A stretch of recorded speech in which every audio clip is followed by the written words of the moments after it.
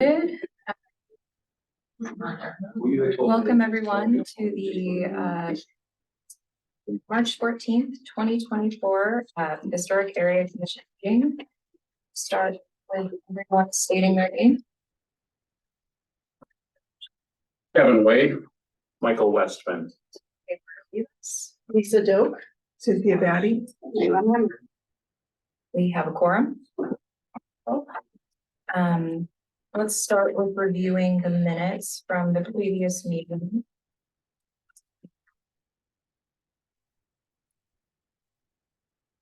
One of the things that I noticed is that the date is incorrect. It's listed as November 9th, 2023, and it should be February 8th, 2024. And Reused by me. yes. Which I believe. Was that discussed last time too? At the last It meeting? was, yeah. it was. Because I sent a corrected copy. I'll have it Okay. corrected again.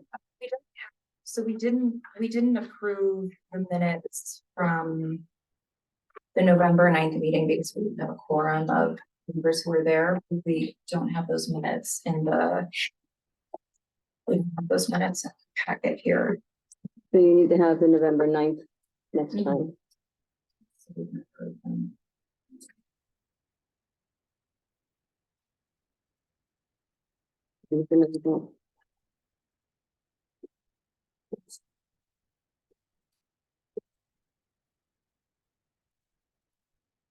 And so it did also say that we were supposed to discuss the city website, and the hack page on the city website was supposed to be added to the March agenda items, which was not, and we don't see the agenda until it becomes official, so there was no way we could have added that. Oh, that raises something that I've been thinking about, which was we need a procedure for this, which the entire commission sees the agenda before it's published with time to read, Yeah. a day or two. I understand that submitting stuff might evolve slightly, but as is typical, every application is off this agenda. You know, so it's not, I don't really care so much about that. It's really more, Right. you know, what are we gonna talk about? And it also, if we could do that a couple of days ahead of time, you know, Tara and I just had a conversation about other stuff we could potentially do in hack, which would be beneficial, but it's not on the agenda. Right. You know, so we get behind the eight ball every single time we could do that. So I'm assuming you approve the agenda, or does it just get done and I don't approve the agenda. who does the agenda? Based on, the application would proceed, and so sort of send it to me and say, have these been or not. There are some of them, because of the constraints, even if they're gonna be in tier one, get put on the agenda, and then, you know, it's great, because they get typically, yes, it's guided from that. So I think if we could at least have the agenda sent to us at least the morning, you know, I know it has to be published by a certain time of day, but if we could have that sent to us at least in the morning to review before it's initially published or to But be. as the chair, you should be communicating with the office Yeah, to set the agenda. Well, So then we'll do that. something I thought of, is I'll just write a procedure, and it should apply to all the commissions and committees. You know, this is a problem with planning also. The stuff gets published and we never, me as a planning commission member never see it, and then therefore it's just another imminent meeting. It's very frustrating, so. I think one of the things that also, from a practical perspective, since you cannot have email communications on 5, because it becomes a meeting, I would just say every nose towards middle of the month, send an email to Tara. That's a direct communication saying this is an item that want to be added to the agenda. That then there can be a conversation, you know, whether it's appropriate or not, or based on the time or whatever. And then Tara can funnel that direction to Marika. This way, we're not having the whole. I understand that, but actually, I object to that. If we can't, as a group, get an agenda sent to us and be able to run it back and say, please add this item, then we might as well abandon this commission, because That should all come through Tara. Distribute the agenda. What I'm saying is to try to be proactive. If you know there's certain things that are decided, yeah, to say, okay, we need to add them. I think it's just to be proactive, to say, we think this is, because some other things might come up that are not in the minute that you think are required. So Understood. being proactive, share those, get them communicated, and then obviously everybody can apply. Oh, that's fine. Some people here, myself accepted, have jobs. I do not have a job anymore. I'm happy to report. So it's really hard to do that when you work. But anyway, If I may, if you're gonna make additions to the agenda, you should all singly communicate with Tara, and Tara should then communicate with the city office to set the agenda. that's fine. But I can, But these strictures about we can't email stuff to each other is an absurdity. Question though, but we can't have a meeting apart from the meeting. Absolutely not. It's not fair to the people.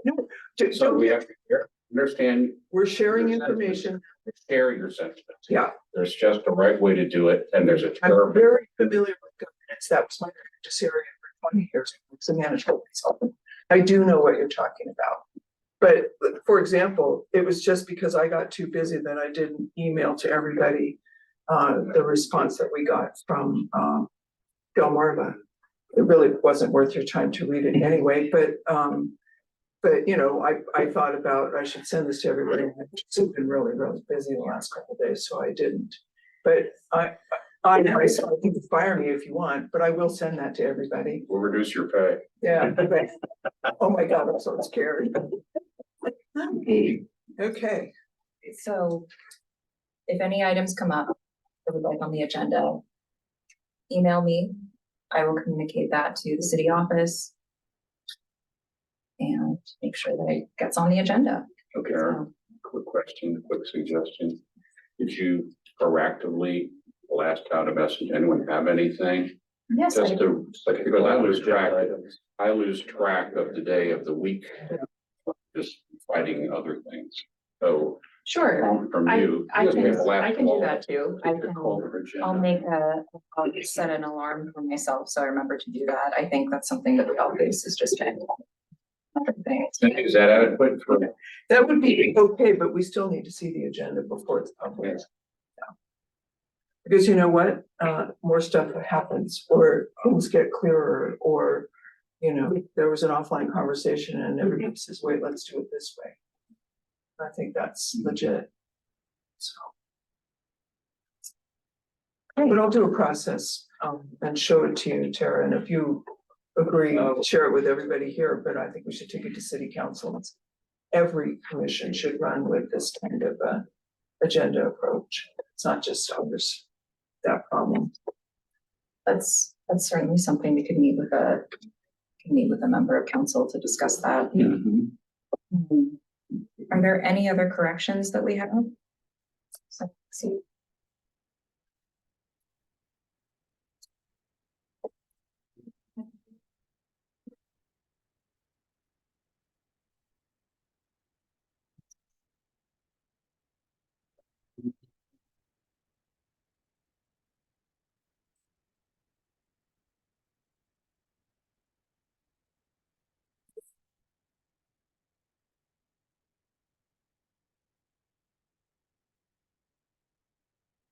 No, I'm good. Okay.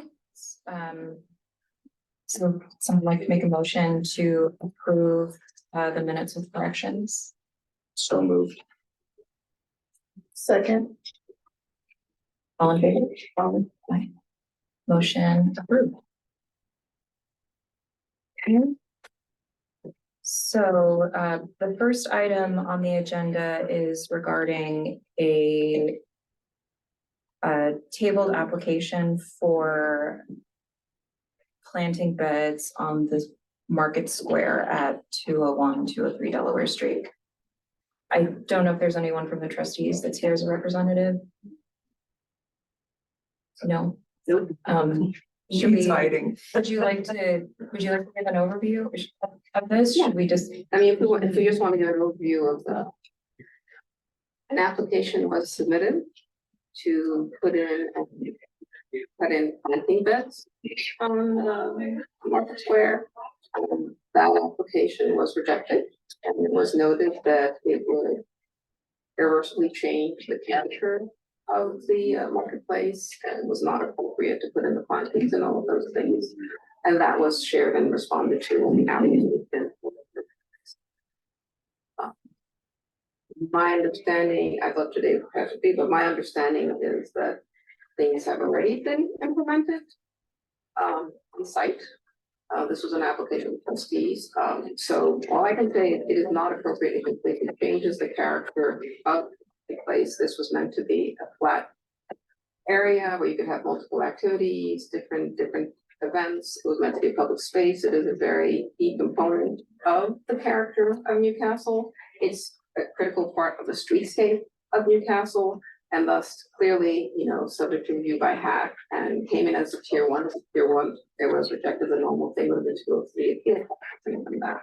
Now, I know there's already a history about, they did put in an application for removing or replacing some bricks at the time. That one was approved as a tier one, because typically in Newcastle, there are a lot of projects where people say wanna remove and reinstall and then replace the damage.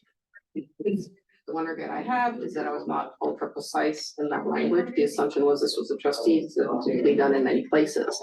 It turns out the replacement was more extensive, and when I looked at the site, not only that, but it has been reinstalled in a pattern that doesn't match the adjacent pattern, just going through, as typically is a standard, the brick was used with standard. One of the reasons we said in the application that came through, where they talked about putting the planters, is we also said, one, planters within the brick is not something that would be consistent with the character and the historic character and a significant part of the experience of Newcastle. Two, there was an argument about there was an issue with the curbs, but if one had come and replaced all the brick and reset them, then normally they should be no trip hazard. Of course, these are rugged, irregular curbs, but that is part of the appeal. We also know that there are pavers that are sort of irregular.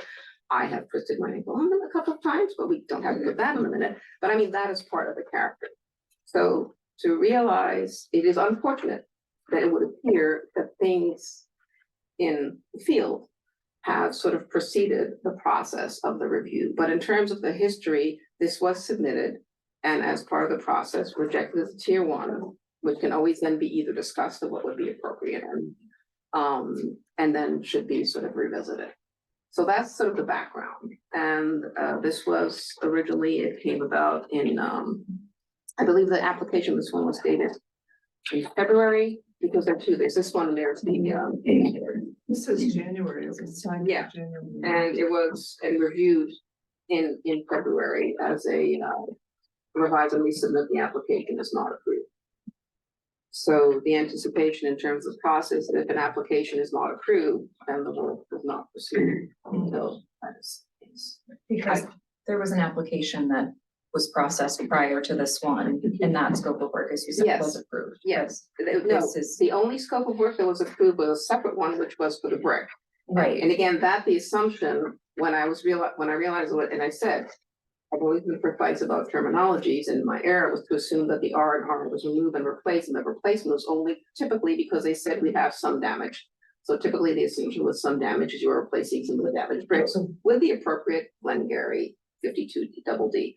So I'm always for precise language, but I say if I had the one thing that would be different, I've been very precise about that. That's a different, but the one that came back recently is the one to put planters. And that one it did not have any 3D, but it showed the planters, and I was like, that is not appropriate. That changes the key feature. That's a key feature in terms of the significance. It works with what's next to it. So that was rejected in the review in February and said it's not appropriate. It would significantly impact the historic character of the market and how historically it's been used and viewed. So that's, in terms of administratively, that is the point that has come in front of me. And when I first saw it, I was assuming that, that's what we'd be talking about in the process of an appeal. Having not gone recently, I had not realized, and I do not know when the construction occurred. If it had occurred, it certainly hope it didn't occur prior to the application. Although typically when it takes. They were in before I saw the application. So that's the background on this. And and having seen recently sort of what was done, I mean, we now have the raised edges with the brick. I mean, it becomes much more of a contemporary mall type of gathering space that you would see sort of in maybe a 19th century classical park where potentially they had planters. It's definitely not what you'd expect in at least an authentic place. And if you have the fact that that character has been here for so long, this is something that definitely transforms that and would not have been approved, or definitely I would not have recommended it to on appeal. So did Well- we get an appeal? When I saw it back as it had tabled, I didn't know if they were coming. I don't know that there has been a formal process. The process is when the tier one is reviewed. We've had people who come back, they come back and they say, okay, you heard this recommendation, it comes to, in some cases, hack maintains it, in some cases, hack may decide different, but that's why we set it up. And if hack, again, sort of sides with a no, it's not conform, then they have the other process going to the Board of Adjustment. But I had assumed when I saw that this was potentially a process of appeal, but I'm guessing not, they have not formally appealed to hack. I didn't mean to cut you off, Captain, sorry. That's fine. The historic nature of, obviously, that's the heart of our town, and we're very mindful of how it presents to our visitors, but that building has been everything from a working prison to a cafe and gift shop through the years. They used to do executions in the back. We could go So back. I'm not entirely mentally troubled by the fact that there may or may not be flowers in the front. But I really think, I'm speaking for myself, the trustees need to come back and have a representative here to answer some questions. I'm not happy that they want to change like this without the ability to answer some questions, and I'd also like to see It's done. a render, well, then they have to undo it. Okay?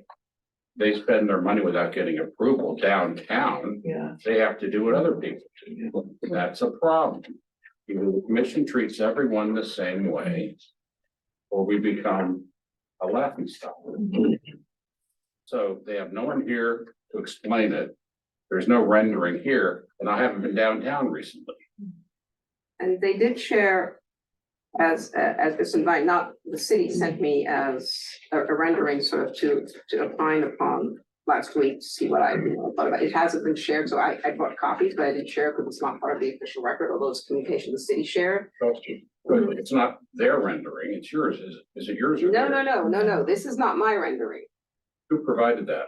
I think that was provided, yeah. Questions? Yeah, I just wanted to comment, but it won't, I'm a trustee, but I'm not representing the trust. Yeah.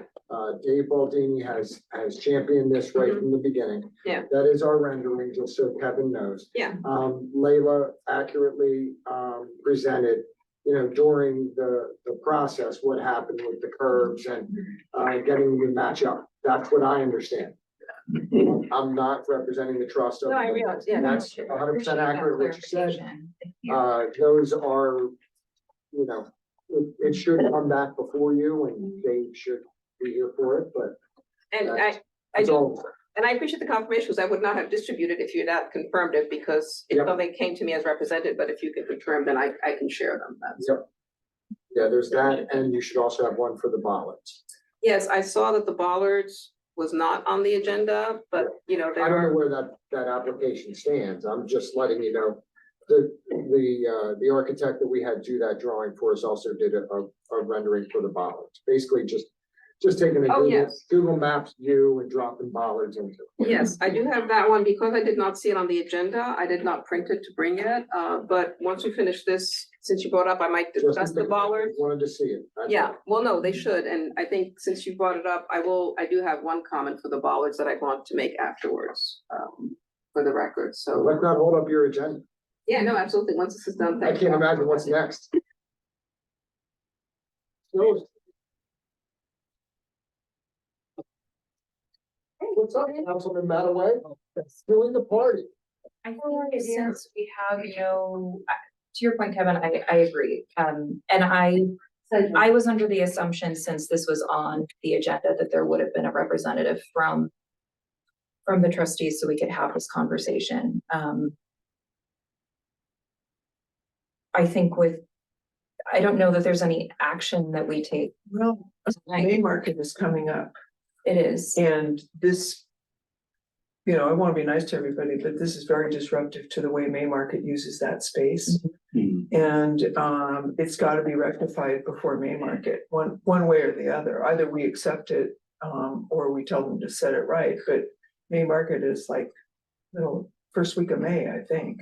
Mhm. So, it needs to get fixed before then, because they put, I mean, we helped them with the setup, they put 20 tables out there. Yeah. And humans walk all over this, and Yeah, and it's dangerous right now, They should not have done this without our Yeah. okay. yeah, well, And we we've have got to a treat it like non-okay, anyone I else think. who comes in who's got to put up, dancing girls in front of their porch, okay? It had to go back to the way it was. Now, whether the city wishes to act on it is their business, but. So let's work up a motion and move on, in my opinion, and move on. And just one comment, because it is, if you are correct, if you have another event, I would strongly say that that should not, the fact that there's an event coming should not be a factor to say in terms of, well, let's make an approved goods over there, because there are ways to put temporary protection to make sure that it's not as disruptive. It won't be as perfect, but I think if that's coming up, just because I've been part of a lot of conversations, and I appreciate what you're saying about the best solution would definitely be to be redoing it. But my observation would be it's not one event.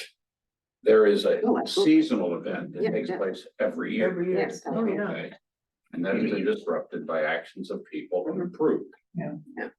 They have to be treated like anyone else.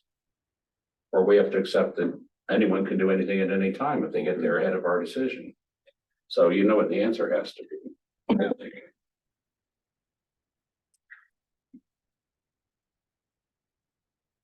so my question is, this application has already been, it's been Decline, declined. Yes. So So what any- are the next steps? Well, I with mean, this? the next step is if the work has been started, the work has been done without the appropriate permits to do the work. Then it becomes, to Kevin's point, it is the city enforcement that should be pointing that out and taking the necessary measures, and in some cases has been about putting things back to. The other approach would have been to come into appeal to the commission and see if they'd have another result, and then potentially proceed or not proceed to do with the work. So the next thing would be, it should be normally a notification. And I don't want to presume to speak to the city's protocol, but typically the next step would be a notification from the city that they have completed work without the proper authorization and it was not approved. But we're seeking a next step from this commission, so we can, as I say, wash our hands. Yes, where the recommendation is each thing should be put back into, as they were. So I think either way, I still think that a representative from the trustees needs to come before us and we need to have a discussion about this as well. I would say let's make a motion to reject it, and they're welcome to, request it a second time, and they can bring in 2 representatives. But we need to act on what's in front of us now. But your point is that it already was rejected, so is Well, no, because there are 2 levels. And this is where it's getting confusing because there's nobody from the trustees. It was rejected as a tier 1. The only Oh, reason okay. it would come to hack and be on the agenda was because they were appealable. If not, it would not have been on the agenda. And they have a right to appeal. And they have a we right have an to appeal. obligation to review and make a decision. Exactly, and because it's been here, and I think it was tabled once, I don't think anybody was here, and because they're not, I think at this point, to Kevin's, the commission needs to make a decision, if not, there's the timeline. About once it's been submitted, if it's been on the agenda once or twice, so the commission can make a decision today and speak to the Okay, application, okay. because it is on the agenda. Okay, It's an old one, it's a table, but it's on the agenda, and there's nobody here representing, but we've had other times, we've had applications where nobody's representing the client because we've had prior approval, and I conveyed what we had talked about, and the commission approved it. And then if there's an administrative issue that's been done, then it will be up to the trustees to come and question that. Then you- Other trustees feel this. it needs to be put yeah, I back. think we Right. can answer it. You're speaking the commission. Speaks to, excuse me. Yes. Sorry, I didn't mean to do this. Because it doesn't really matter what they do, not our purview. I'm sorry, how do your commissioners feel about this? I'm not happy dating back to the fact that it was a full replacement, and, but that's a different application, but, at the core of this whole project has been kind of a neglect of historical standards and practices based on our guidelines and based on our review process. The initial application probably should have come in ahead of, in front of us because it was a key building or key structure. Based on the fact that it was a replacement, I guess that's why it was approved as a tier 1, but honestly, because it was a key building and they were replacing materials, it probably should have come before review. That being said, the application that's in front of us, I believe, should be rejected based on the fact that it alters the streetscape and it's not historically appropriate to an 18th century market square. Yeah, I would agree with that. This is a key historic site. I mean, there really aren't many other examples of historic market squares like this. And I think this is a character defining feature of our town. I mean, people come to see this and to experience this, and we still use this space to this day as it was originally intended, which, you know, was to set up tables and to sell things. And I think this really disrupts the way that we use the space, the way that we experience it. And I also think we need to examine a little bit closer, you know, the pattern in which the bricks were relayed. I know that might seem, maybe that doesn't make a lot of sense, but again, like the historic pattern of the brick is also something that affects how you experience the space. It affects, you know, the interpretation of it. And I think that this completely disrupts, you know, the streetscape, how we interact with the space, and, you know, a really important cultural and historical asset that we have. There's a danger if we go too deep into what we're not going to accept, that we'll be talking about this in 10 years. So do I hear that you want them to relay all these bricks in a pattern that's appropriate? Because it sounds to me like that was approved. I mean, that's what I think I hear you saying. No, she's giving her thinking behind her conclusion. Her thinking is not the same as mine, or yours. That, well, you don't need to explain things like that to me, thank you so much, but I'm making a different point. How far back do we want to reach? Because it sounds to me like, for better or for worse, Layla approved that. Actually, it was approved, you know, and they were not specific documents because the assumption was done. That, as I said, I fully embrace the fact that one has to be incredibly precise. Did not anticipate that on an area like this is what happened, because my assumption was it was a repair and reset in place. So that I totally, you know, I totally take responsibility for that. But they do have, in terms of paperwork, they have an approval. I think the conversation becomes like when this clearly has not been approved, this particular pattern has not been approved, that has not been done. Other issues, although I understand and appreciate, I think one should clear delineation that we're talking about this application and the issue of what this application does, which is the inappropriateness of what they're trying to put in terms of planters and strips and that kind of thing. Other issues, those, you know, over well noted, can always be topic of conversation, a later conversation. But I think one needs to speak to like what this application shows, what it says in front of us, and to speak to what's in the application. In terms of any motion, it has to be related to what's here. Yeah, and all I was trying to do, Tara, was to say that that is sort of different words. If we try to tackle too much, nothing will happen at all.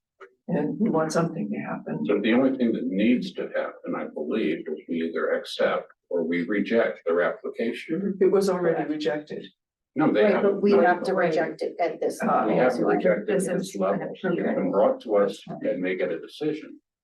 We don't even have to give our reasons. We can just reject. If we do want to open up the other thing, is that has to be an agenda item, right? So It's just separate, it's irrelevant to this particular, it's a topic of future discussion, but it's irrelevant to this. So it has to be an agenda item on a future meeting, right? Potentially, but then I think one should be talking sort of more about the prerogative that you have for even though they were not the details, and one can say, but it was approved in terms of what's on the paper trail, so that's like a different conversation. That we're more sort of going towards, you know, advocacy and doing the right thing versus another conversation. We have one commissioner who hasn't spoken. Well, this is only my second meeting, so there's a lot that I do not know about the situation. But I certainly understand and appreciate the importance of maintaining and repairing historic areas and trying to keep them as historic as possible. You know, I remember seeing all of the brick being pulled up and then the pallets of new brick. And I remember something in the newspaper saying, come and get all the brick you want. And, you know, I remember things like that. But as far as, you know, what was approved, I had no idea until things started going in. You know, obviously brick patterns in colonial realities is an incredibly important thing. I mean, they're laid a certain way. You know, in front of my own house, they point. And they're not, you know, basically basket weaved sorts of things. So I understand the problem with the market square being laid out the way it is. And I do think that we just simply need to reject this. And in the short term, they just need to fill in the planting things. And, you know, then we can deal with however it is we need to, you know, however we need to move forward with it. If indeed, at some point, we're just simply going to have to say, this has all got to come up. You've got to relay these bricks the way they're supposed to be and call it a day. And I mean, I guess it depends on what would actually happen. Because the city obviously made this decision to do this, Well, it's not, in this way. that it's not the city doing, I mean, I don't want to speak to contractual, but the application was done by the trustees who hired a contractor to do the work in this way. And I have to say, you know, if there's one where I wish I'd had the wherewithal to go and dot every single I and cross every single T, we all have one of those. And in my 10 years working here, that's going to be one of those. But it's again, in a paper trail, they have a tier 1 approval, even though it's key. So that's there. I think this has to be rejected. The fact that they were doing it is just the enforcement about somebody noticing that there's work being done, but this portion of the work does not have a permit because that's an enforcement issue. That's a different fact. That's where the city's role comes in terms of that. They are not the ones they're not the ones applying or doing the work, even though it's Streetscape. This is the trustees doing the work as individual applicants. From a act perspective, it doesn't matter who contracted. The fact is, the streetscape is being changed. Yeah. Being changed substantially. It's without our approval. And that's our yeah. Our motion and our decision should be Just to reject this, yeah. I agree. I bring forth a motion to reject the application for the planting beds, which are already there. So I think we have to pass it along to the city to take care of whatever angle they need to do to make sure this is appropriate for what the market square is used for moving forward. Second, all those in favor? Aye. So motion approved.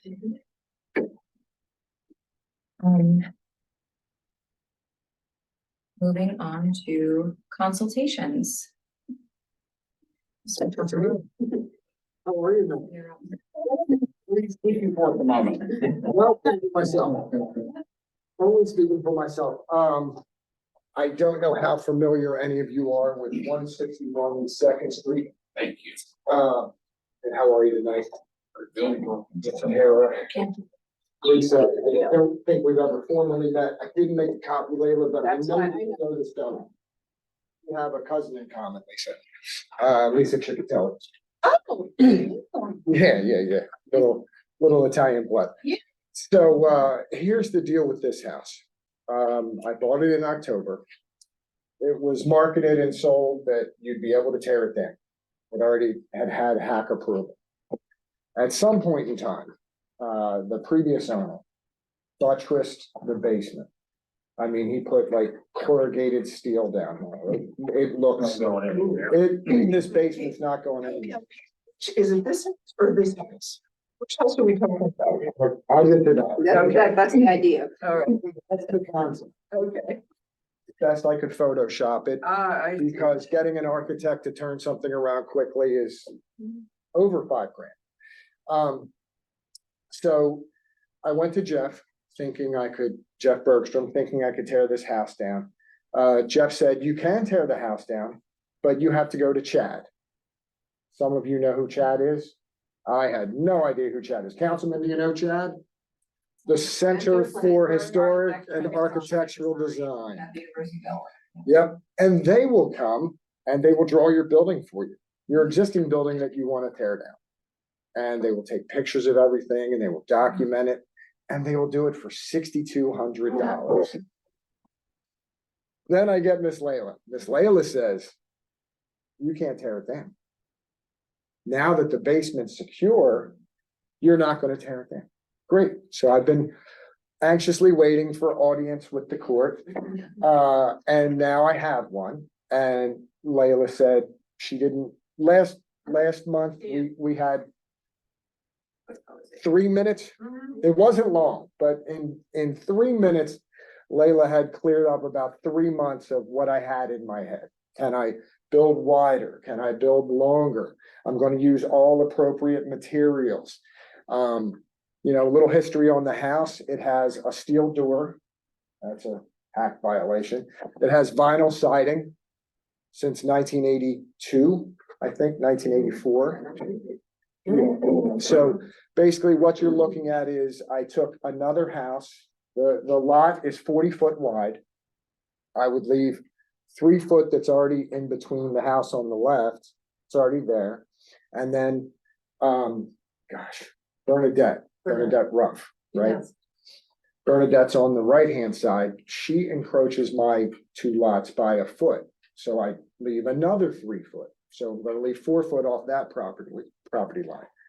So in the back, you ask for 25 feet off of the 100 feet, right? It's a 100-foot lot. So I'm proposing approximately 30 foot wide by 75 foot long. The building would look like that. What are your thoughts? So in terms of context, and this is why I said they need to be a consult, and then we can actually get into the weeds of the details. But I thought we should have the hack's gut reaction. The history is, yes, when the building came up for demolition, we first had them do a structural assessment, then we had them get an independent assessment of what the structural repairs would be from a structural engineer, and then determine that the cost of the repairs would be over 50% of the cost of replacement. And thus the decision had been to approve the demolition. I think, Kevin, you were on hack at that time, but as mitigation, which is standard, you would have to do a documentation with photographic documentation, plans, and things like that. So that went there. And then after that, there was like, oh my gosh, good news. And it was announced actually hack, not being torn down, have removed the back addition that was an issue, had a structural engineer, we were able to fix it, and now it is actually structurally sound. So when it came back, and I can't speak to who told you that when you purchased the property, but I said, no, unfortunately, all the rationale for the demolition has been remediated, and the applicant came and said, we have remediated, we are not demolishing. So thus that application, because now, to your point, it's the same building, but it's been changed. The addition has been removed, the structure is structurally sound, so there's not a rationale for our guidelines or your standards to go with a demolition. So then when we spoke quickly last time, you're like, well, how about if I envelop it? How about if I put addition that goes in? And I was like, well, you can't, my thing was like, you can't really like engulf it in something, not to say that you can't sort of transform, but the idea is how to take it from a one into like making a common that doesn't necessarily look like two separate ones. Is that the intent, right? It's gonna be. That is the intent. It's gonna be a single, Yeah, and, Okay. and I would offer examples to, the commission. yeah, were there Um, other row houses that have been? Oh, there's, changed? Yeah, there's tons. I mean, you look at, what was the Cannon House? Mhm. Do any of you know where Dr. Padman lives on Third Street? Yeah, on Chestnut. That used to be a much smaller house facing Chestnut. And now it's a much bigger house on Third Street. It's had to be torn down because of asbestos. E- Do you have Either way, asbestos in this house? he built I could find some.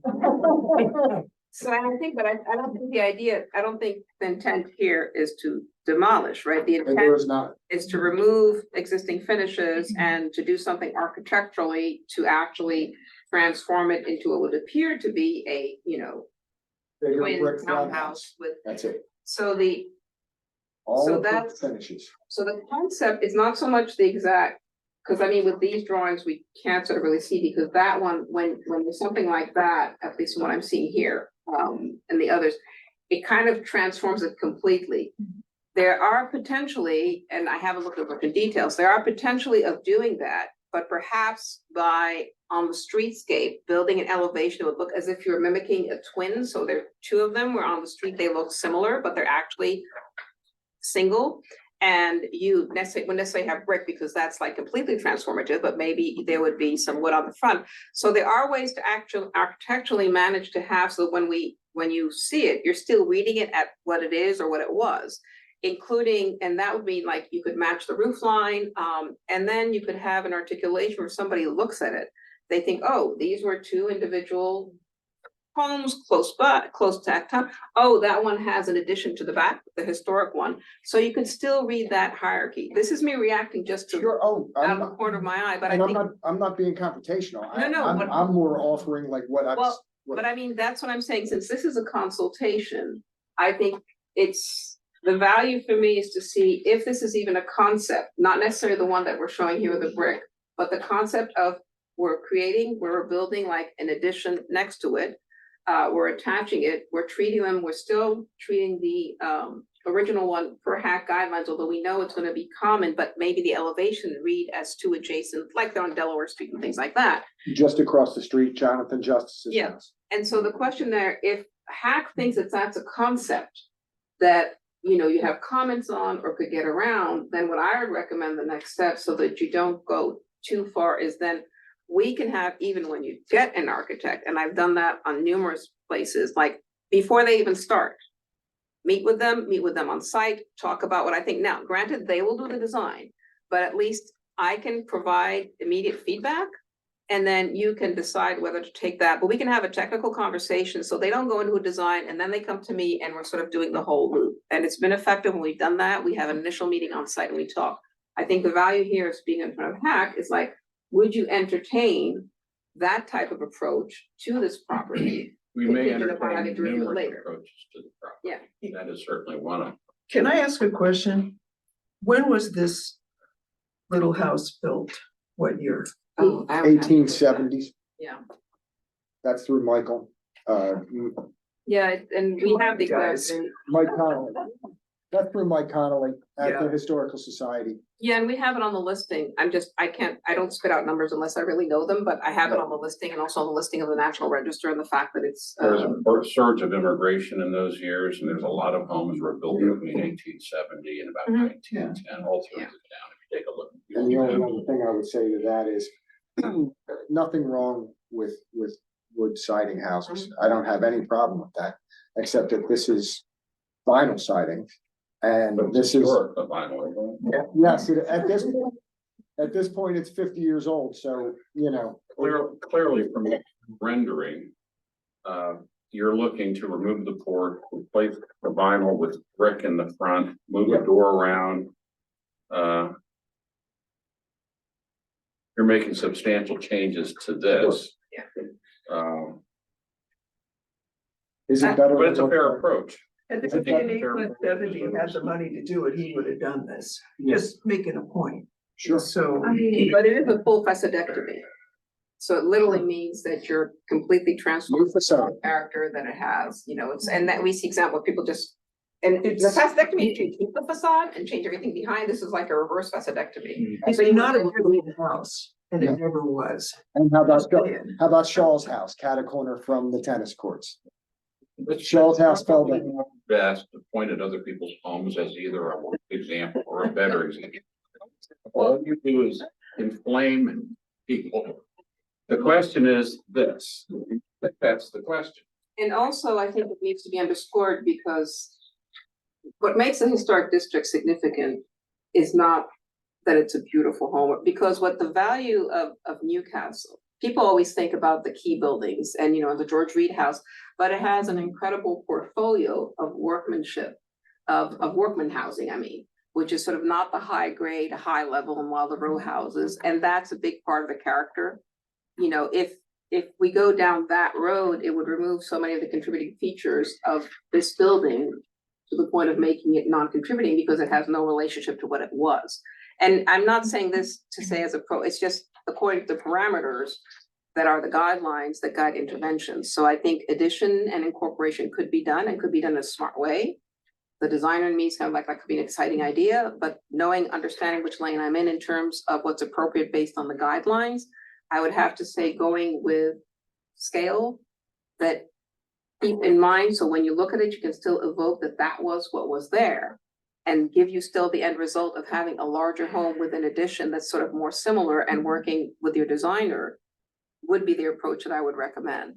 A complete transformative facade such as this, which in a sense erases the existing building, it means that what you're keeping, it's a demolition of the whole design and character of what that building currently is. And again, I'm not putting, this is not like opinion or pro or con or negative. It's just like factually, that's what it would be. So that would be going pretty much a step too far. And that's why we talked about this and we had this conversation. However, it's for the commission to determine. Ultimately, yes. What's appropriate. And there may be more than one way to get this thing done. The existing building, though it's not old, is not unique in this town.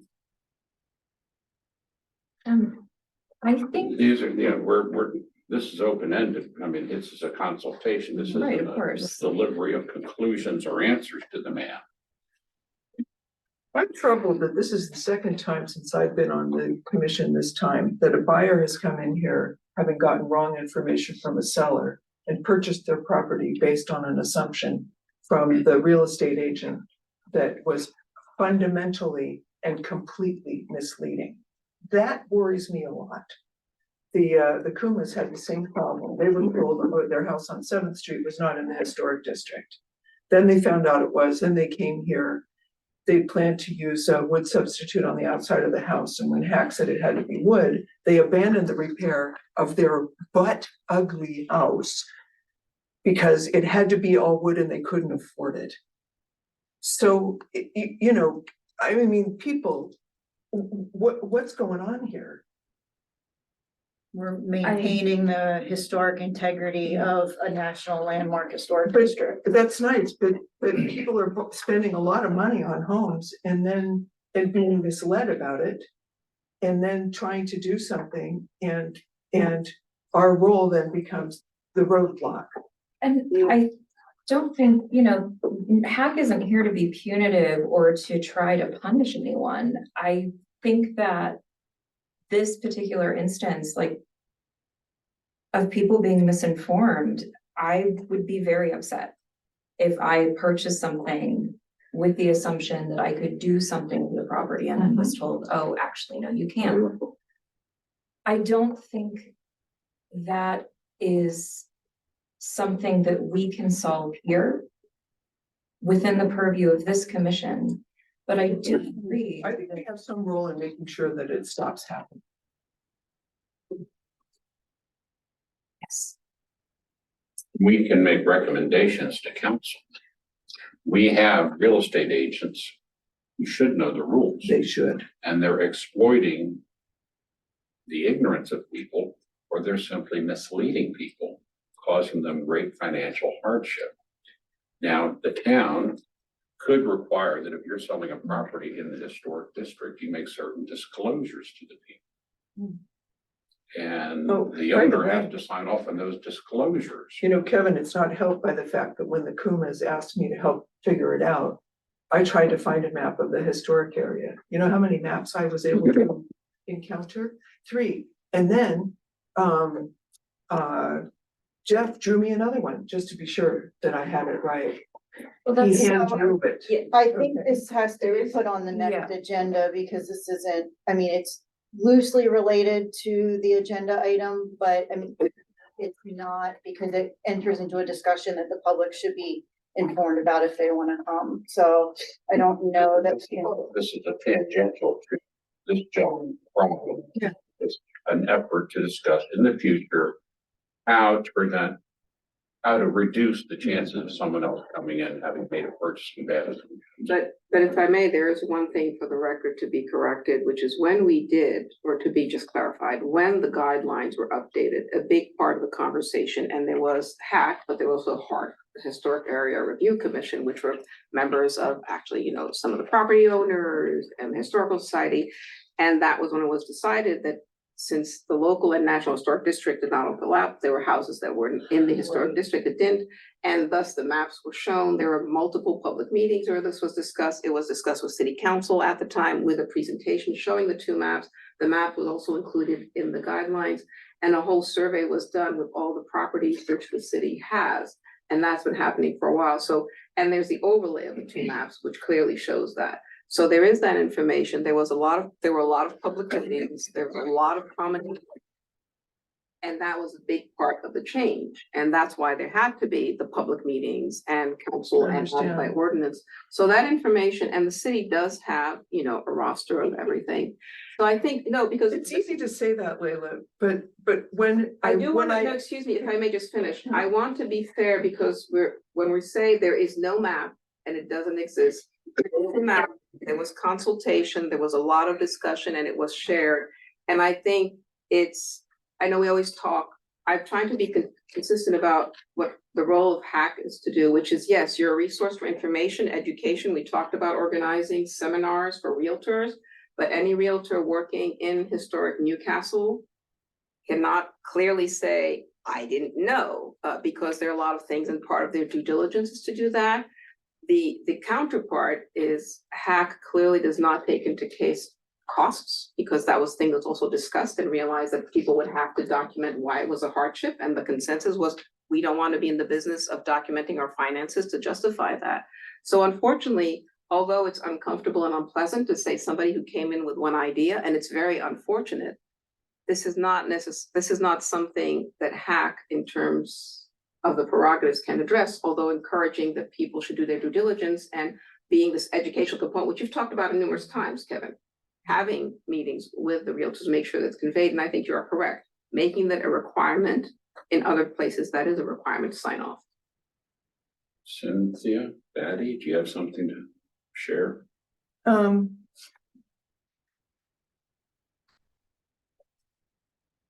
I see HAC as having a greater responsibility to the public than what you have just outlined. Point 1, point 2, when we went to the chief code enforcement person for this city and asked for the real map, I got a hand-drawn map. So whatever you have said somehow didn't penetrate the city who gave us the answer that on which we were trying to figure out what the recourse was. So somehow the HAC book is not doing the job. And I know you talk about that all the time, and I know I sound argumentative and difficult, and maybe that's my role here, is to push back a little bit. You know, it's easy to say it's all in the HAC book, but if your chief code enforcement officer draws you a hand-drawn map because he can't give you the definitive source of the map, then something's slipping between cup and lip here, and people are spending money, and a lot of money. This is not 10 grand. This is hundreds of 10 grand is thousands a of lot of money. dollars. Yeah, well, but, and I find it really frustrating. I really do. And I think it's not fair to our historic city and the people who are trying to do the right thing here, that that we sit here and say, hey, it's in the book, didn't you read the book? When our own people in the city can't point to the book. If I might add something. I believe we have a very important role here on this commission. I certainly have been before this commission or earlier iterations many times. And written the check, Cindy, and written the check. Oh, yeah. Each of us, all five of us own property in the town. We live here. We have neighbors. We hear their stories. We know what they deal with day by day. And I believe that PAC, in addition to the difficult news we have to give to people from time to time, we also should do what we can as we see it to the best of our abilities to help people deal with PAC. Help buyers of property not be bamboozled by either a real estate agent who doesn't know or simply doesn't care. There are things that we can do in our role. We can't be city government, but we can have a unified voice on certain matters where the five of us agree. And this is one such example. I think there should be some follow-up on the basic problem. But I want to tell, the person who's petitioning, I wouldn't rule this out. Okay, there's more to be discussed. There are many ways to skin the cat. So.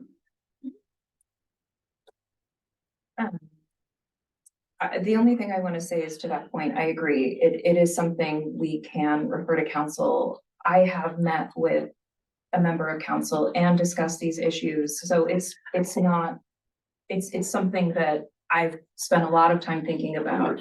And I am proactively working on this, and I really want this commission to be seen as an asset and a place where people can come and feel that they leave with answers to questions. And, I don't want this to be seen as a roadblock, because again, we all live in this district. We all have to follow the rules. We all have to write the checks. We have to do all of these things. And I just think it would be nice if we weren't seen as a hindrance. So I think this would be a good discussion to have when Jeff is here. I will add this discussion to the agenda for our next meeting, and hopefully he will be here so we can continue. Getting back to this, the comment I wanted to make was I think that there's a lot of really beautiful vernacular architecture in this town. I'm sure the vinyl siding and the steel door, those are not nice looking things. And I'm sure those were added before the current guidelines were put into place. I think a 3-bay, building would be pretty here. Again, I'm not an architect, just kind of looking at the space that you have. My only comment would be with this house that you have here. I think this is an earlier style. So it could be, I think maybe having this is more like a federal, I don't know, Greek revival maybe, and I would say this is more an Italianate. So if you look at the cornice, you have the corbels and different things, stylistically, these are kind of competing for this area, but I'm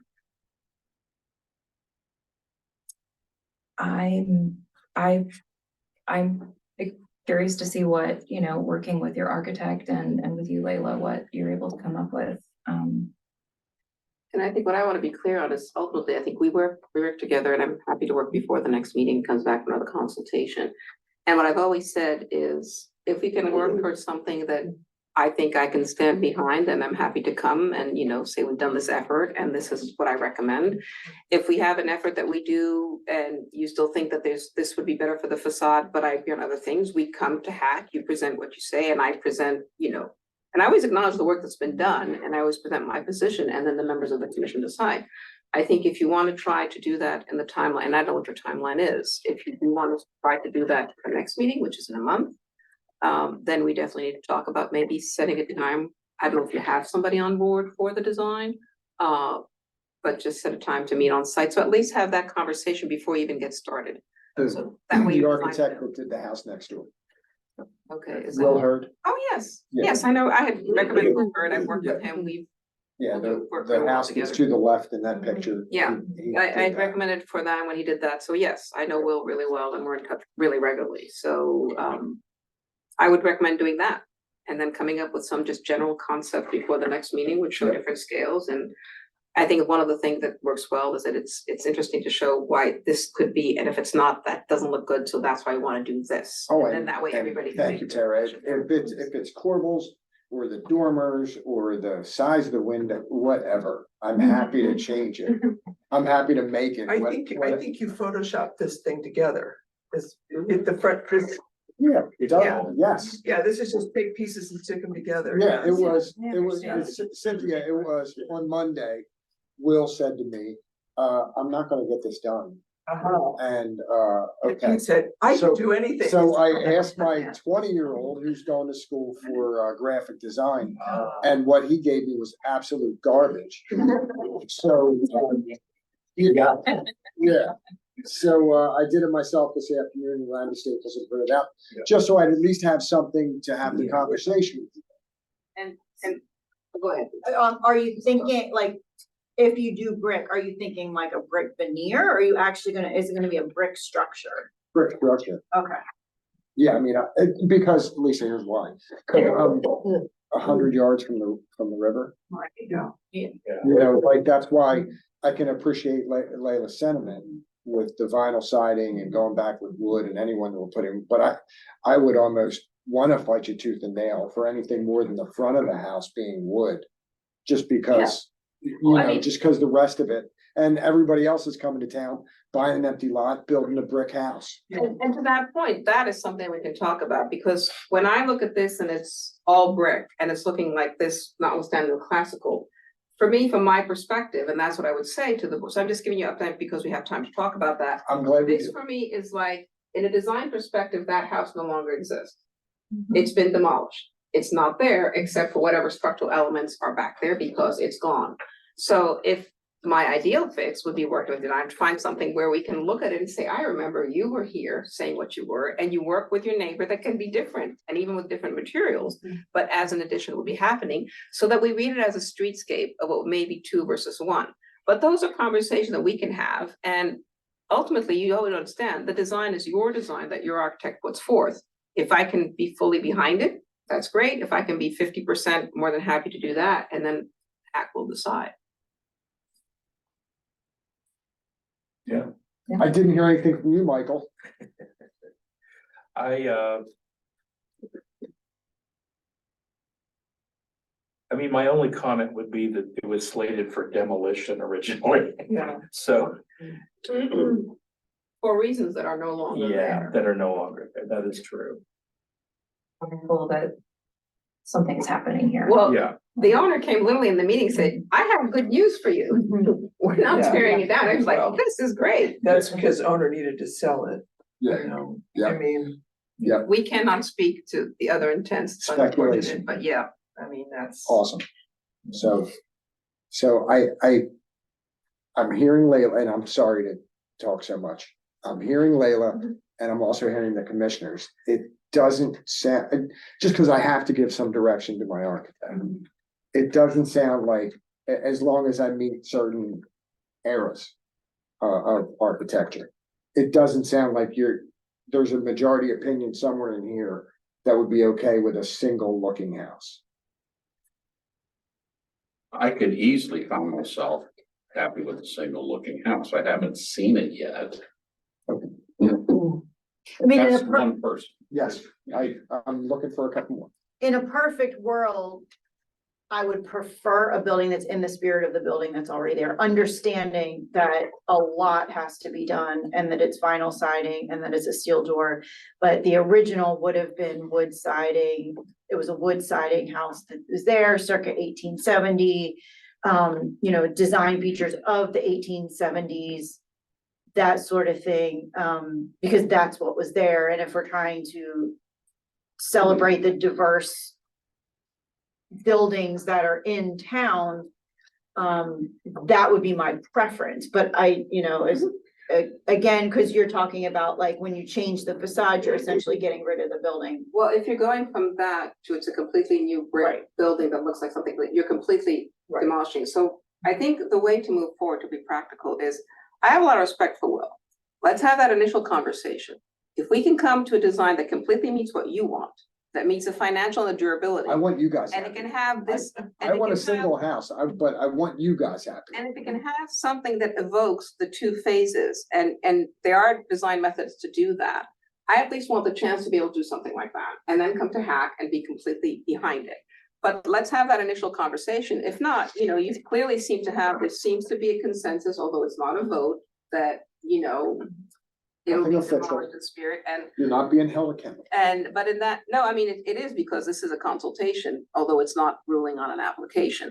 The other thing is when we start talking with Will, you start talking that, you know, you'll have to see once you start talking structurally about how much can you actually do that, and whether it's smarter to have the tagged approach as opposed to the full thing approach, because you will be getting more into structural issues and connectivity. That's the technical Oh, side. we're not only, we're saving the entire house. What's there right now is still gonna be there. The only thing that I would say that would go away would be the roof and. And the facade. Yeah, Which is the irony, and I'm not, this is not me being facetious. It is the irony that we all talk about. It's how it's visible from the public right of way. And we're saying we're keeping, because you could go inside and transform it into whatever you want. And it's like, it's interior. And now it's kind of the averse, which I really respect the reasons. So, I mean, yeah, if you reach out to Will he and I are really good about staying in touch. He has that whole, we ping each other, we text each other, we follow up. So I think that could be a very productive initial conversation. Unrelated to commission, just, you know, things. Is there anything in that house that's? I know, I was thinking the same thing. Yeah. That house has a reputation, which is. no, there's nothing there. Yeah. It's down to the studs. The stairs are there. Yep, but it's down to the studs. Like every, once in a while, you might see it on my Facebook. I'll go to Mercury on a Friday. And I'll get it all day, all the windows open at 9. And then I'll go down to this house that I own. And I go up to the second floor and I move a piece of sheet wood and I look out at the river. So yeah, Sweet. soon enough. It is, yeah, it's. Well, we thank people for spending their own hard money and improving this town. That's why this town is alive and there's so many dead ones around these communities. Yep. I've always said that. It's gotta be, someone in the city has to have a vision to do the constant marketing to attract people to want to come and undertake a project instead of go to like a Middletown and buy an acre. Well, buy an old house and then put another $100,000 into it. Yep. And certain people sitting at this Then table find have out done. access, you didn't do it the right way. Yeah. That's why we have a process, right? Yeah. I thank We gotta put- you all for your time. Please, I want to work you a little bit. What now, Kevin? I believe you were taken advantage of by the realtor. So at some point in time. And no one wants to go back to the wood thing. Based on your experience, what could the town have done better? I mean, just off the top of your head. Something that would have been like a checkpoint for you to kind of catch. I honestly don't know how, without mentioning any realtors' names, because I've dealt with all 3 realtors that are here that do the most. I went to grade school with one, et cetera. I don't know. You guys dropped the phrase due diligence. I would have never thought when this realtor was saying that you could demolish, that you actually couldn't demolish. And yeah, it would have been Yeah. I've had experience with Layla, good experience. I hope I don't have any bad experience with anybody on the commission. I could have reached out and verified it, but I didn't think it would have gotten presented to me. If it But- wasn't true. Yeah, Yeah. you know, and they had the minutes. It was, To be Yeah. fair, if the permit, once it had been decided they were not gonna do it, there hadn't been an annotation, you know, on the permit that it was no longer the case. And, you know, maybe somebody did research a permit or things of that nature. That's, But I that's don't, a you know, whole can of worms all by but, you know, I itself. can't speak to that. I'm just Yeah. trying to give people perhaps a better explanation why. So, we've talked about this before with porches as setbacks. The porch, the fact that it's in line with the streetscape, the front of the porch it makes it, you know, a linear streetscape. So basically, if you're putting the facade on the front of the house, I mean, I know you're basically changing the house, Mhm. but you're still staying in line with the streetscape, or are we trying to maintain the porch? I mean, is there, I mean, what Yeah, is? It's, I mean, there, and again, I don't wanna get the weeds of a design conversation. The two approaches are, in one case, it's a completely different house. I'm not talking about the appropriateness to the styles of, you know, because it's in terms, if this was an empty lot Right. and somebody said, I wanna build that, you know, I would have to look at the height, you know, and how they aligned, and Will certainly knows that, was the whole exercise. So that would be one conversation. Mhm. I think when it starts coming like, okay, this looks like this, and it has a porch, then what I want, if I did something adjacency that kept the nature, the exterior of this house to evoke what it was, then obviously you wanna have something that's sort of matched with potentially a porch in front, doing whatever you wanted in the back. So that's where it's sort of, it's like it's the false equivalency in the sense that we're comparing two very different things. In one case, we're doing an addition that's consistent with what's there, that's giving you what you want inside, but that's maintaining both the character of what's there and is trying to not, it could be different, but not consistent, even if everything inside, everything is completely different. Versus what is, for all practical purposes, in terms of perception from the streetscape, a new construction. Right. Because nothing is left, and that is you know, that's why I'm saying it's from a design perspective, the house is gone. And that is not a reflection on the materials, which are consistent. The scale I'd have to double check, but I can't supply it with not. So that's why I say these are two different things. Yeah, and I think you need to be thoughtful about that this porch that's stuck on the outside is hardly an historic structure. So it is ugly, it's inconsistent with anything, it's just a blot sticking out, you know, so in one sense, completely removing it is an improvement for that. a good storm might do the job. And then that's actually how I'm like, that's why I wanted to bring this up before we close out the meeting, is I'm kind of playing devil's advocate with myself, because I had said I'd like to keep, you know, the front is true to its original form. But being that you said there's not much to preserve inside, there's clearly not a whole lot to preserve on the outside. We're just keeping the physical structure of it, and it's already a setback from the streetscape. If he builds it out to the streetscape, yes, we're changing the integrity of the building and we're encompassing it, but what are we encompassing? You know what I mean? Well, the only thing that I would caution is there was a lot of conversation that only deals with what's visible from the public right of way. Because you do not want to be an intrusion on what people do inside. So I guess if I'm doing the first, what you're saying, it's like, one cannot have, they're thinking it too. We can't say, there's really nothing left inside because it was stripped of everything, but it could be completely structurally sound. So if I had a building that's completely structurally sound, you could have somebody say, you know what, there's nothing left inside. So we should be able to tear it down because we only look at the exterior. So we completely, and again, I'm not being, you know, I'm just putting all the arguments because when we come, that might be the arguments that you hear. When you're coming and taking the one element that one considers, and again, if it hadn't been structurally unsound, it would not have been approved for demolition. That's the unfortunate conundrum. It was not, if it had not been structurally unsound, somebody said, I want to tear it down because it looks old and ratty and there's nothing inside. You say, if it's not structurally unsound, HAC cannot approve a demolition because it's the interior. So on the exterior, the one thing that HAC tries to maintain is the appearance, the rhythm, and the flavor of the history, and that's in the finishes and the scale. So again, there's no right or wrong in terms of when, but if you go down that road, I think telling oneself, there's nothing inside, so it's less valuable, those are not criteria that one would look at, although I'm not talking from the owner perspective. But my perspective would be, this is this is completely removing the original in terms of the perception. So I think just understanding that that would be the parameter, because we always walk that fine line about what's our purview, and our purview is strictly exterior. Scale, Correct. rhythm, and things like that. So, and it's always easy to think, because you know, the same thing to the finances. We can't, because it was clear to say that is not our purview.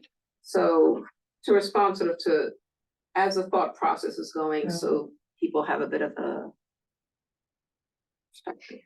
I guess I'm just thinking, if they take the porch off, it's basically like an addition on the front of the house, instead of normally we approve additions on the back of the house. We would, if he removed the porch, we're just approving an addition on the front house, and obviously an extra bay.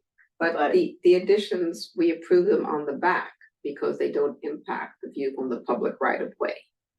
We do an addition, we do a new construction, we align it on the street because we wanted to meet and, so I just, in terms of the argument, that's an addition in the front completely changes the public right of way. So that rationale cannot be. The reason we approve them on the back is because many times they're not visible from the public right of way. Sure. And so if somebody said, I want to put a more appropriate porch, and I'm not saying that you have to, but that's a different perspective, because houses like that did have a porch.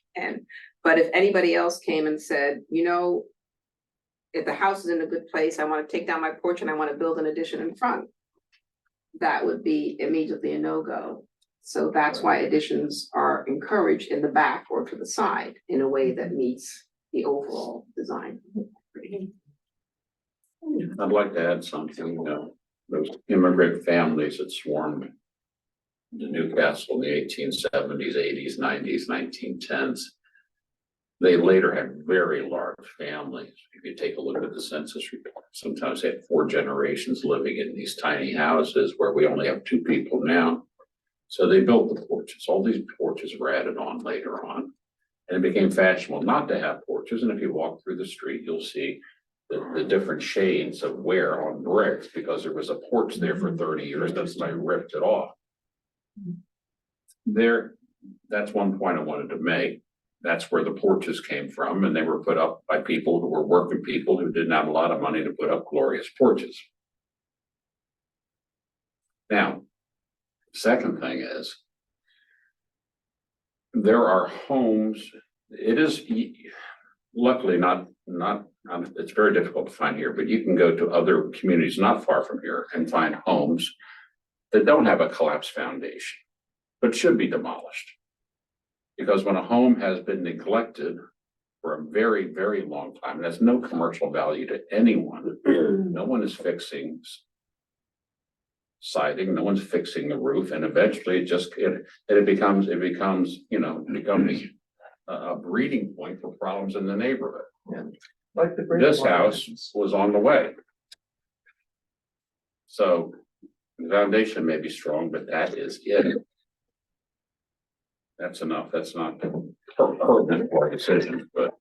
This has been a really good conversation. It's helped me, so thank you all. I wanted to add one more thing, and there's no discussion that follows it. It's just more of a general announcement and a note. Do you know about the Delaware Historic Tax Preservation Program? I do not. Okay, then this is exciting for you. So it's different from the Downtown Development District program. So I want to just preface that I've used off the that bat. before. So on May 23rd, that's a Thursday at 7 o'clock, the woman who oversees this program, her name is Kara Briggs, I believe, Yes. is going to be giving a talk at the Arsenal. This is a program that we could all apply to, I imagine. We could all Yes. utilize. I believe it covers things on the interior of the building. Mhm. There's a process you have to go through. So in order to take advantage of it, Yeah. you have to follow the process, which she'll outline, but We have to get approval before the work is done. Yeah. That's the only. yeah. And it has things, That's so why, if you send me an email, so that's why. I will send you the links to all the tax credits, because it's a part one, part two, part three. The part one is easy here in the historic district, you know, it will be certified. The part two is the description of the work, and it's a formula that goes in, and once that get approved, after that, we have 2 years to go and submit to them. I mean, then it clearly has to be a closer conversation, because HAC may have an approach to approve certain things, but then they may go and like, wait a minute, what's left of it? So that's kind of a different bit. But if you shoot me an email tomorrow, I'll respond with the links, and you can take a look at that. Will do. So Yeah. just all of us should attend. It's something Yeah. beneficial. Oh, for us absolutely. all. So, And Kara's really good, and follows up. What was that date again? May 23rd, it's a Thursday at 7 PM. I just talked to Michael last week about it, so. Awesome. All right. Is there anything else? We've answered your questions? Any other one have a comment to make? It's a public meeting. Still have a gas pipe discussion. Hello, everyone. First of all, thank you for your service to the community. Brian Mattaway, 628 Delaware Street. And also a member on city council. Leila, I appreciate the work that you do, and I very much appreciate the work that you have committee to do. And I hear that some of what you do is frustrating and can be stressful. You know that I will certainly be a champion for you all and for our residents to make this process smoother and better. While I haven't been on council long, the gaps that I have recognized is that we need to have more communication with the subcommittees and commissions. To be out there with you all to make things better for you and for our residents. And so earlier this week, I put forth a resolution that will require all commissions and boards to report back to council on an annual basis. This is not meant to create additional work for you all. It's not meant to be stressed. It's meant to be communicative, and it's meant to be collaborative. And it's meant to eradicate some of the things that were discussed earlier today in the conversation. So I wanted to be here today to tell you all that is something that's coming through. I've had some conversations with some of you all about that. I'm open to meeting and hearing from all of you in regards to how we as city council can help and partner with you all to make things better. I hear that we can work to make the transfer of property easier and smoother and more communicative from the city level. And I will be speaking to our city solicitor to see what we can do to build out a more robust process. Just sitting here in the room, I don't know if it's something that could pass, but I'm wondering again, if we could do disclosures, if we could maybe create some type of packet or document that we require all real estate brokers who sell property in this town to either read or sign off and say that they read. And then maybe some additional disclosures in respect to buyers and sellers. That'd be awesome. That's great. So thank you, and I will certainly be in touch. Thank you for coming. Don't leave before the gas pipe discussion. Thought that was a notorious gangster. I think, again, the gas pipe discussion was also sort of contingent on Jeff being here for this meeting, but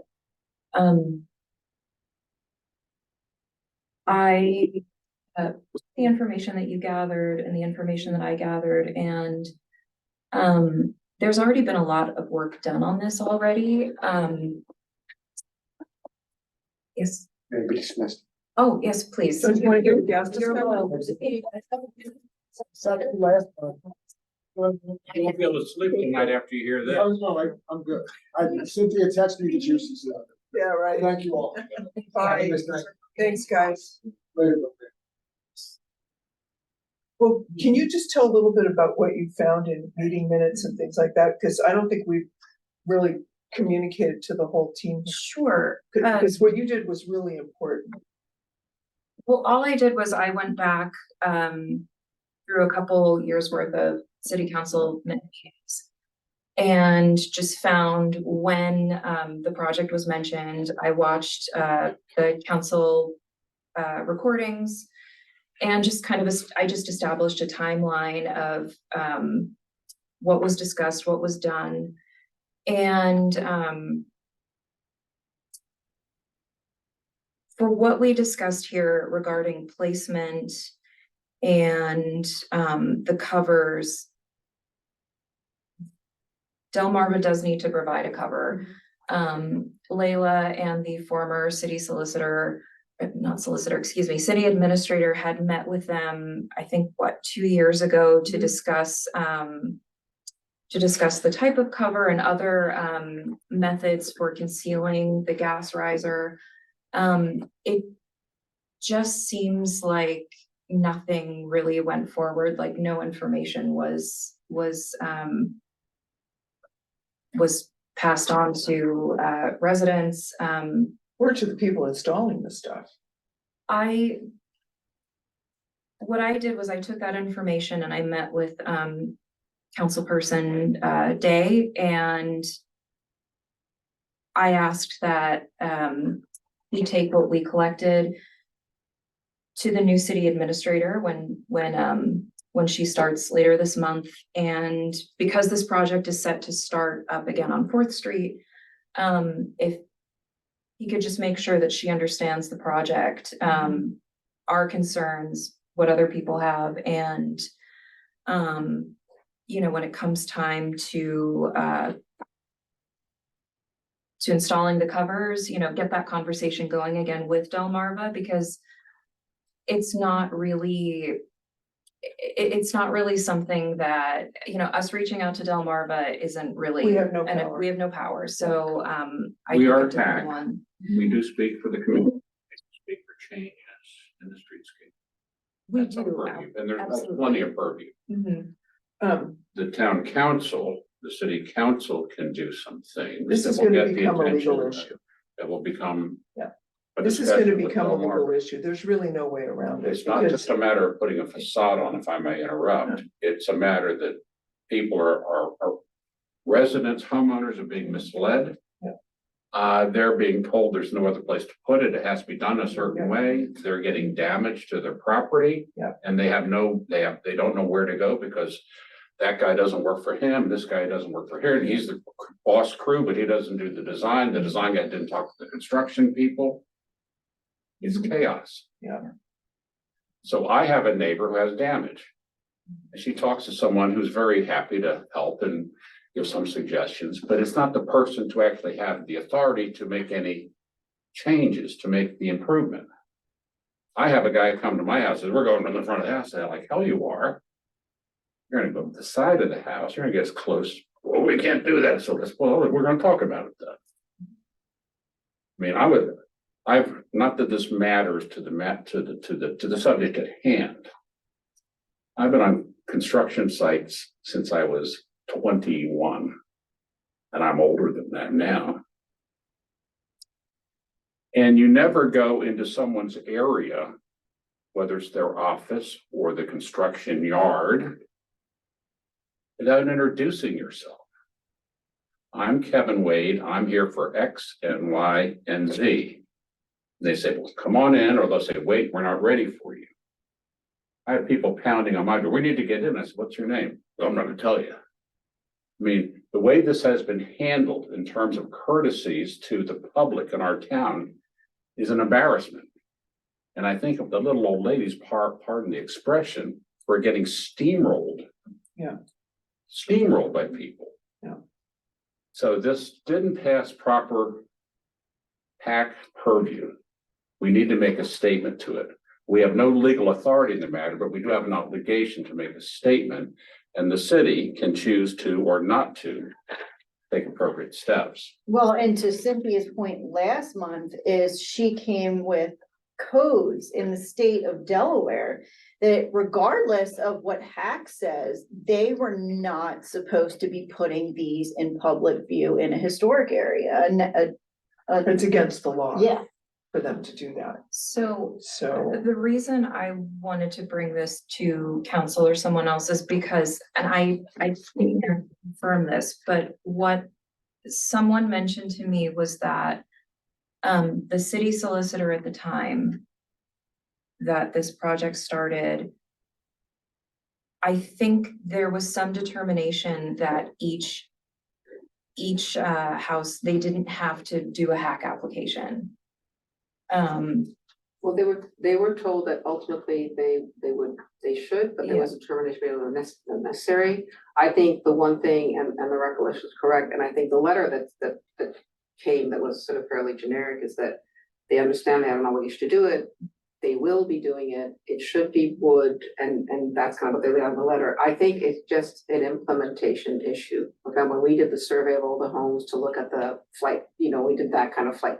We had a letter from the city and stopped, we introduced ourselves. Hi, I'm so and so, this is what we're doing. So I think those part of the implementation, how the project was managed and communicated, I think that's kind of part of the issue. And then the other things like, if it can be put in an area that's not, if you have no choice of on the street, then there's a safety, and it's always like safety is always paramount. And that where it becomes, and I think, just perhaps explain that there needs to be more communication, a reset of There the needs to be a communication. defined authority, And who because does more that. communication is a lot of people talking and no one does anything. People on Fourth Street need to know who's responsible. They need to know It's a now. telephone right now, and they Right need to now. know, and that has to be put through their mail slots. Yeah. If you have a problem, call this person at the city. Yeah. And the city has an authority Just to so issue you know. what's called a stop work order, and that is where you say you will stop all of your work until you remedy the problems that you are creating. Yeah. Because they're already doing it on Fourth Street. I do want to say that, some people here saw the question set that I gave to, Delmarva Exelon. And I meant to look up before I came in here when Delmarva was acquired by Exelon, but Exelon's calling the shots on this. Exelon is a very, very, very big company, you probably are all aware. So I had laid out in very specific detail the kind of questions that we had, just from surely aesthetics, but also safety around covering these things up. And Layla pointed out that they were supposed to have a sticker on it so first responders could find it and all that kind of stuff. And the fire chief was in the planning commission meeting when I talked about it there. And they are also very frustrated with this, for the record, Brian. So fire's involved with this because an explosion is going to be a fire event. So, Can I, yeah. just interject, I do have to go, but I want you all to know I hear this. Mhm. Layla, if I could do a takeaway and maybe email you. Yes. And Tara, if we can, circle up on the work order or the overview of what they said they were gonna do versus obviously what, is being done now. And then we'll get some highlights around some of the key issues. We'll loop in, the fire chief and, city solicitor. Okay, yeah, you had And, Let me just finish my point. okay. Their answers to the questions were completely generic and had been genericized by their legal department. So they are not answering any questions on any topic now. And their legal is involved and is making sure that nobody says anything. So this is going to very quickly accelerate into a much more senior discussion, I'm afraid. But thank you for being willing to do it. But they already have Exelon's legal department involved, and they will not give us the name of anyone who answered supposedly any of the questions. The stop work order stops the work. Yeah. And they have to jump through the hoops to get it going again, Yeah. and they have the contracts that have to be satisfied. Okay, Yeah. I apologize for No, interrupting. no, thank you. Thank you, Brian. Of your, Thanks. meeting. Thank you. This is why the commissioners live in the town. Yeah. Because we experience it. All right. We'll see. I mean, I think it's a screaming emergency myself, and I think the fire chief does too, but, but what Tara did was to unearth evidence that they agreed to do all kinds of things which they haven't done. And the people on the ground have no idea what they were supposed to do. Well, and I know that, Councilperson Day, the reason I brought it to him, he started to look into it and, you know, I don't know some of the things he can report back to me. I don't know what's going on his end, Yeah. but, you know, with what I can do, you know, that seemed like the logical. Yeah, and he's a you code know, guy, next so step. that's Yeah, helpful. exactly. Yeah. So, And he'll be able to get, if the new city administrator goes in questions, she's in a stronger position because she represents the client. Yeah. And she can get the responses and I could see, you know, where they comes in, you know, some at third party, but if the city comes and asks, then that's really something, and then they'll have Yeah. that so conversation. that's why I wanted him to have that information well in advance before she started, so he knows what's going on. So it's not, you know, we're not playing catch up and, you know, Thank having you a for million everything. I different, mean, yeah. it's a lot of. consideration No, it's, together. I mean, it's why we're all here, so, You live here. yeah, we care about it and, Can we form a motion to recommend? We can't take legal, that's not us, that's not our purview. We can't tell them how to do their business. Contracts are written, but can we give them a sense of the sense? Sadly, there was no contract. So, you know, Well, I mean, I'm sure they have a contractual instrument, whether it has those elements in it, obviously, that's kind of, because there's money changing. I mean, you could make a motion, repeating what Tara said, just to suggest that the city administrator follow up with Exelon to address the issues that have been expressed by many citizens in terms of the quality of the implementation and the lack of communication, something to that effect. oh, incidentally, they're going to send a letter at the end of this project to everyone in the historic area. And I think they should be told they may not send any letter that has not been approved by the city. Because they're gonna send some palliative nonsense out that'll be just as bland and useless as what they sent me. And they should not, I mean, this is first principles of service providers. Service providers may not communicate with stakeholders without approval of the leadership of the organization. They are going to send a letter without showing it to us. And I think we should stop them from doing that immediately. Because what'll happen is they'll send their, crap out, and then we'll have to fix it. And then people get confusing messages and they don't know what to believe. You could just see this coming, and they're doing that to cover their own butt. So I think we need to injunct them instantly. Maybe if we're making a motion that we strongly recommend to city council that they stop them immediately from making any communication to people that's not approved by the city. Because they will undercut us people, and You've been through this. I am an expert on managing service providers. Yeah, And we've done it. people always do a bad job. I would recommend we put together a statement within a clearer role. Well, we've said that we want to recommend, let's compose it. That city council engage in this.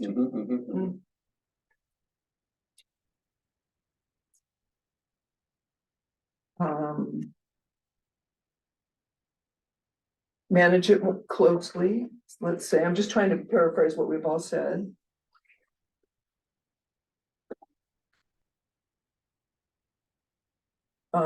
Inform Delmarva that they cannot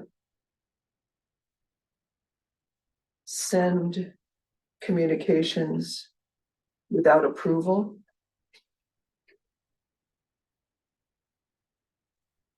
Let's say, shall we say of the city administrator, because in code enforcement, we have some challenges. I think we should, I think just making a recommendation, from us that council and the city administrator follow up with this is a good place to start, because I don't know the legality of how they communicate. And I think that's something that they can deal with on their end. I need to inform them somehow. If we just make a motion that they need to take it on, they'll say, right, they'll put it on the pile of the person who's coming in, and it'll be 2 years' time.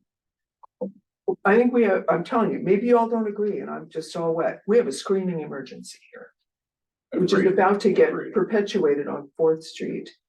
And Can we speak first from the domain of authority that we have here on the commission, which is to say that the activities undertaken for the placement of the gas, whatever the gas pipe doesn't meet the meet our historic standards, area we can commission. say that, yeah. That's simply a clear statement. Yeah. Because we have to take the side of the homeowners who we have forced to comply for half a Yeah. century.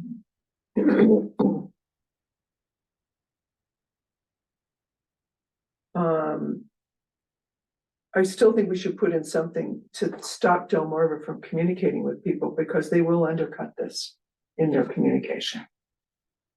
Well, we could encourage council to consider that they stop communications or that they approve communications. Improve communications. I hate to be a stickler, but you always have to mention communications related to the specific issue because Yeah. they can Right. definitely, as a service provider, communicate with them. So it's, yeah, just not have the motion kind of discard like, you know, so be precise about communication Good, related to okay, this matter. communication on the gas riser. Installation. Never state the obvious. That's right.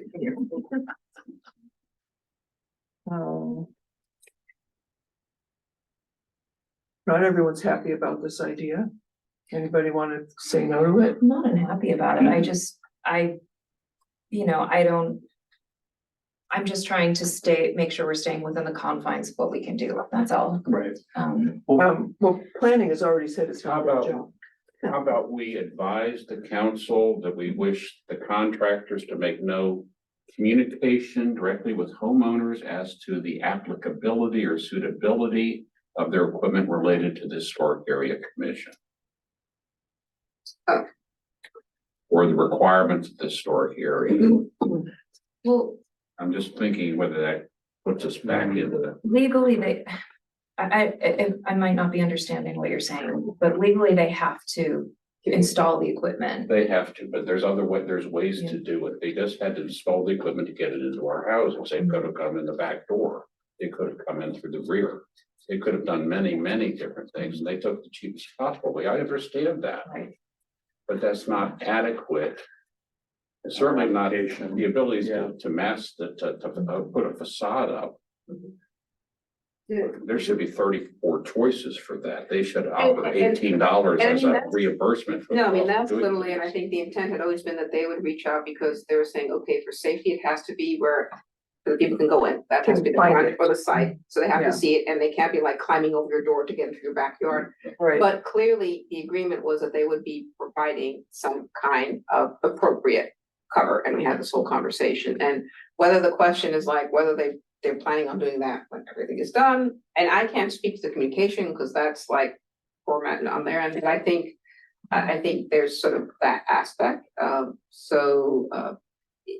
and I think your intent was different. It's like, yeah, we can't talk about the sort of the equipment or thing, because yes, obviously, they're a provider with gas service, they have the right to communicate with those issues. So I think the wordsmithing is just something that we need to figure out. So we could say that we requiring we request that they follow the state guidelines pertaining to installation in a historic district. That ties it back to. yeah, I would say installation and mitigation.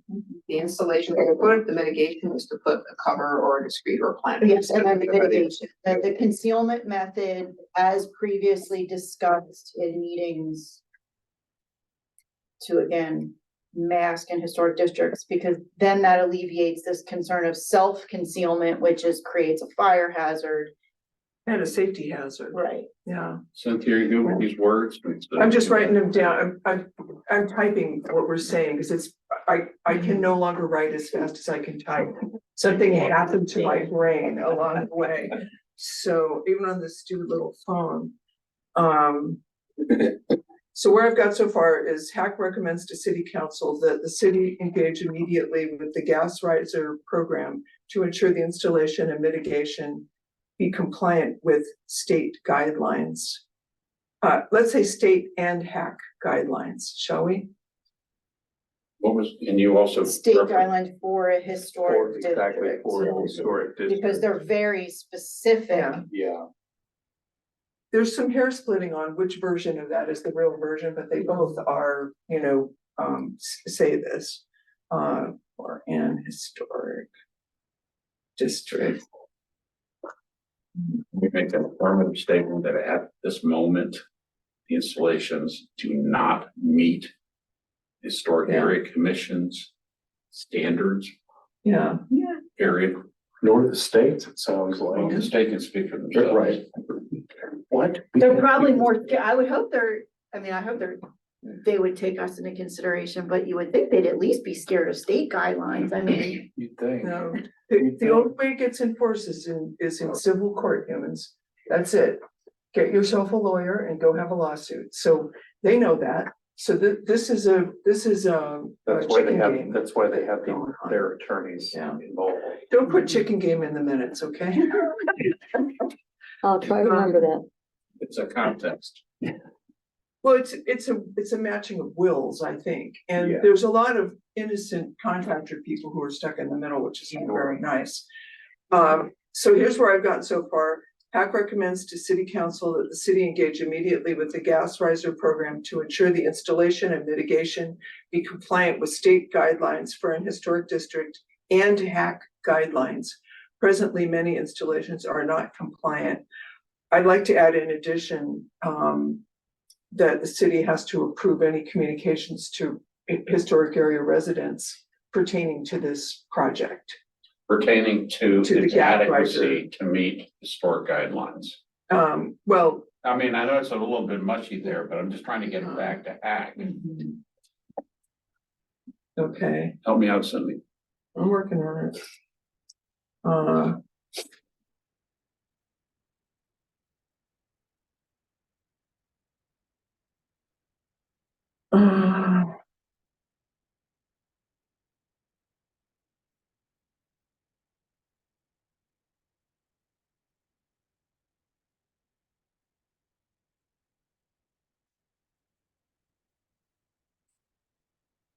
Is warm, so it's not just me. Mhm. Usually it's just me. I think you're bringing the heat. This is my job. Let's see here. This is a good resolution. Not too late to quit. Why would It's I never do too that? late to Wait for quit. the third one. Yeah. Every good operation. No, I think the deal is sealed. You can't leave. Done.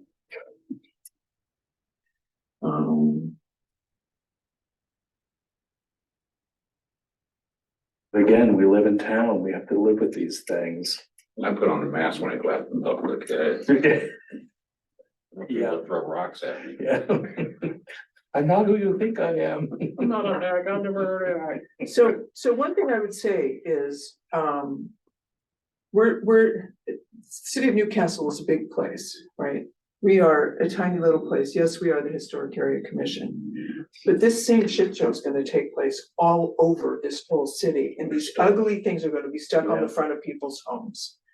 And, so for the second part about it, so the second sentence, in addition, HAC recommends that the city inform Delmarva that any communication to historic area residents regarding the installations and historic requirements be reviewed by the city prior to distribution to residents.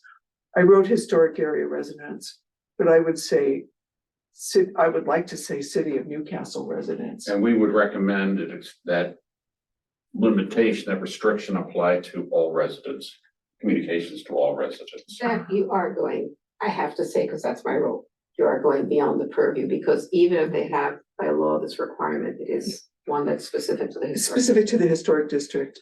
But, So but I think you as know, citizens, you can absolutely think of the larger community because and we can, I guess we can explain in that. terms So of where you should be. shall I read this through again and then I can text it to Kathy and save her? Well, we have to vote on it before. it- No, okay, I know that, but let me read it through and make you wanna notes. just put a motion and read it through and then we can make any corrections to that? I make a motion that we endorse the following statement to be directed to city council.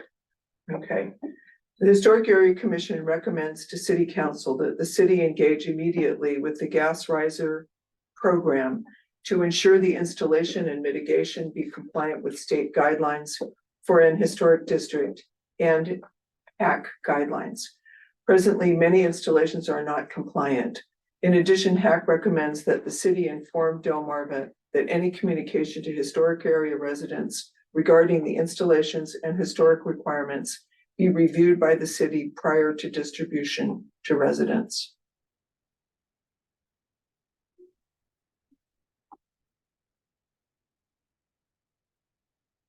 Historic Area Commission, March 14, 2024.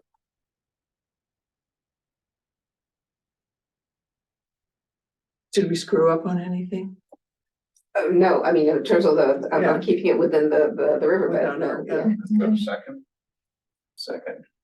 All in favor? Aye. Motion approved. All right, I would ask if there is public comment. There is no public left to comment, so. One That, I down. do want to add one small Yes. thing, if I may add, Yes, just please. because it was part of the conversation, when Mr. Turner mentioned the bollards. And so, and this is a little bit on the lighter note, although it's a serious item, is, the trustees put forth an application to put bollards along Chestnut Street, the back, and it came in as a tier 1 application. It was rejected because the bollards were not appropriate. And for the first time, I had the pleasure, since I do get the weekly, reading my name in the weekly. see, Which that's not always good. just want to make sure the record is correct, because it was said, you know, according to Concord Land Ruin, said it would not be approved because it wasn't in keeping with the neighborhood, which was, and the bollards by the river have also been rejected, because she said, and this is where I guess someone's quoting me, she wants something between quotes fancier, which Mr. Wilson said would increase the cost of the bollards by over 80,000, and according to trust guidelines, don't really address the immediate issue. So since it's gonna come back, I just want to state, I did not ask for something fancier. I just said they were not appropriate and we need something more ornate that's in keeping with the guideline. Because I also have to, I don't think it was mentioned that the tier 1 application that we got for these bollards, which are pretty much, you know, the silver ones with blue reflective tape. The 2 illustrations that were attached to the application was a gas station and a McDonald's. So that's it. So I know it's gonna come back, and clearly, you know, we're not supposed to look at cost, but I did do due diligence of researching. So just since it was brought up, I did not ask for something fancier. I just asked something more ornate and more appropriate than what would have been installed in a gas station and a McDonald's. I did say, you know, it's both serious, because I mean, if it hadn't come up, I wouldn't have mentioned it. I was like, look, I'm in the weekly, because I do read it regularly, but. That's pretty funny. It didn't come up. And we're gonna have a discussion, should they come back? So I I'll ask her fancy ones again. Yes, of And course. very, very expensive ones. Exactly. Yeah. It's a good opportunity where we could give them guidance. Show them something like what would be okay, because otherwise they're gonna flounder around, it'll go back and forth and back and forth and back and forth. Why can't we say, look at this website, there's stuff here that Well, you could that consider? has been conveyed to the communication, you know, with Jeff, and I mean, these are the trustees that have a property, you know, we know what traditional bollards are, and there's a range, and that's why there's this whole perception of, I mean, before it was like wood and things like that, but there is a very different perception. And if you're walking along there and you're seeing steel bollards that are straight with like reflective tape, this is No, that's definitely ugly. not. So, we did have, when this first came before the commission, I think the concept, we did have a resident who lives over there. We sat through the whole meeting until we got to that item and did express concern. Yeah. over the bollards that they were proposing. Yeah, and as I said, I'd be happy to give suggestion, if somebody, if they want a definition of what I think about fancier / ornate. But yeah, so I think that's just a conversation that's gonna come. So since it was brought up as part of the, just as a discussion, it's gonna come about. I just want to explain where the tier 1 review came. If the only pictures that you share are a McDonald's and a gas station, in and of itself, you're sort of explaining what the type of product you're proposing is. So that was the background. And since we're making statements about things, I want to add, I want to thank our commission for all the hard work and legwork they put into this. It's not easy. And one thing leads to another, which leads to another, and all of a sudden hours and hours are gone, and you're just more perplexed than in the beginning, except it's a more fuller perplexed. But thank you for it.